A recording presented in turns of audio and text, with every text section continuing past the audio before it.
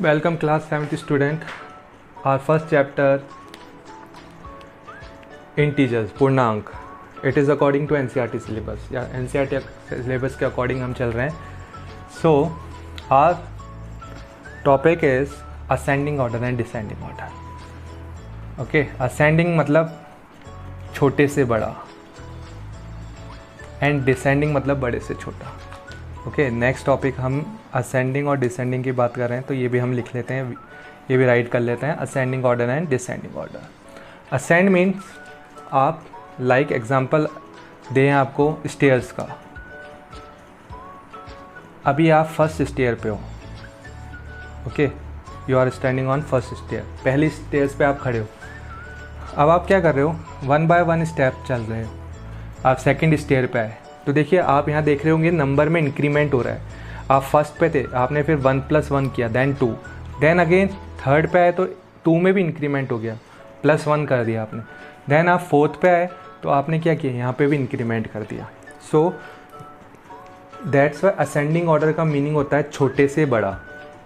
आप देख रहे हैं छोटे से आप बड़े स्टेप्स पे आ गए, नीचे से ऊपर हाइट पे आ गए. अब लोअर पे थे और अब कहाँ आ गए, आप हाइट पे आ गए.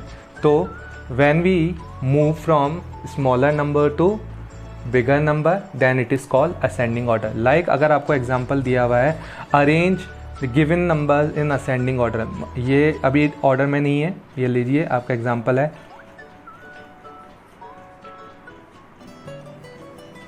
These है ना 5 number are given to you और आपको कहा असेंडिंग ऑर्डर में जमाएं. देखिए असेंड मतलब आप छोटे से बड़े पे जा रहे हैं, तो आप पहले कंपेयर करेंगे.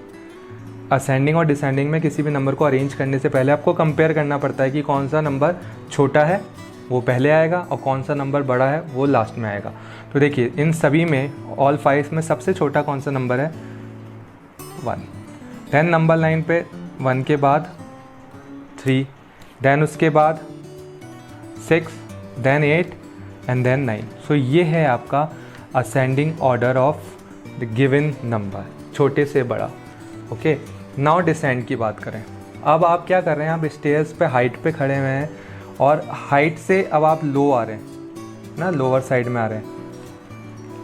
सो आप फोर्थ स्टेप से थर्ड स्टेप पे आए. इसका मतलब आप देख रहे होंगे कि ये जो नंबर है वो लेस हो गया, कम हो गया उससे, है ना. यहाँ पे क्या हो रहा था, नंबर आपके इंक्रीज़ होते जा रहे थे और यहाँ नंबर डिक्रीज़ होते जा रहे हैं, है ना.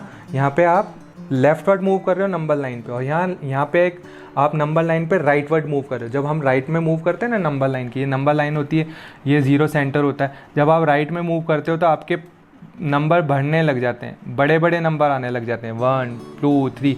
जब आप लेफ़्ट साइड में मूव करते हो तो नंबर आपके छोटे छोटे नंबर आने लग जाते हैं, कम होने लग जाते हैं. ओके, सो ये -1 -2. अब यहाँ पे भी यही कंसेप्ट है. ओके, यही कंसेप्ट है. अब आपके नंबर क्या होते जा रहे हैं, कम होते जा रहे हैं. अब आप हाइट से नीचे की तरफ आ रहे हैं, तो बड़े नंबर से छोटे नंबर की तरफ आ रहे हैं. दैट्स वाई डिसेंडिंग ऑर्डर को बोलते हैं to arrange number in number from bigger to arrange number from bigger to smaller.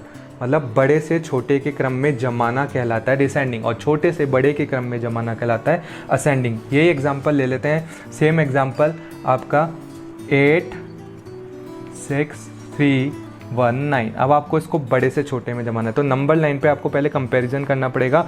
इन पांचों नंबर में सबसे बड़ा कौन सा है, 9, then 8, then 6, then 3 and then last 1. तो ये आपका डिसेंडिंग ऑर्डर हो गया आपके गिवन सीरीज.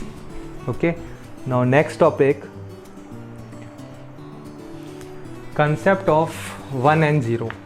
1 और 0 का concept, concept of 1 and 0 in case of division, है ना. ये जो केस लेके चल रहे हैं हम, किसका लेके चल रहे हैं,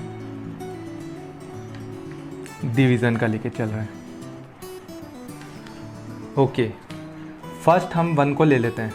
इफ़ वी डिवाइड, अब इंटीजर्स की बात कर रहे हैं, तो ये जो नंबर है आपका ये जो p है वो क्या है, एक इंटीजर ही है. Here p is your integer.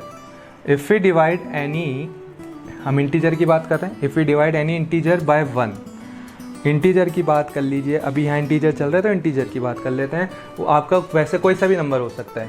तो अगर आप उस नंबर को 1 से डिवाइड कर रहे हैं देन यू ऑलवेज है ना, ऑलवेज गेट दैट नंबर। जब आप किसी नंबर को 1 से डिवाइड कर रहे हो तो आपको हमेशा वही नंबर रिजल्ट में मिलेगा, वही रिजल्ट आउटकम, आपको जो आउटकम में मिलेगा वही नंबर जो आपको गिवन था, है ना। मान लीजिए आप 2 को डिवाइड कर रहे हैं, आपको नंबर इंटीजर क्या दिया हुआ था, +2 दिया हुआ है। अगर आप 2 को 1 से डिवाइड कर रहे हैं तो आपको आंसर में क्या मिलेगा, 2 ही मिलेगा। इसका मतलब आप किसी भी नंबर को 1 से डिवाइड करें तो आपके पास ऑलवेज़ वही नंबर आएगा। क्योंकि देखिए जब आपको एक टॉपिक पढ़ाया गया था मल्टीप्लिकेटिव आइडेंटिटी, तब आपको ये बताया था कि हर एक नंबर के डिवीज़न और इनटू में ऑलवेज़ कौन प्रेजेंट रहता है, 1 हर एक नंबर का फैक्टर होता है। Okay, now concept of zero. अब आपके पास कोई इंटीजर है, अगेन इंटीजर्स की बात कर रहे हैं, अगर आप उसको 0 से डिवाइड करते हैं तो ऑलवेज़ आपके पास रिज़ल्ट में क्या आएगा, एक अनडिफाइंड क्वांटिटी आएगी, है ना। अनडिफाइंड का मीनिंग है मीनिंगलेस, इसका कोई मीनिंग नहीं है, तो आप इसको मीनिंगलेस भी बोल सकते हो।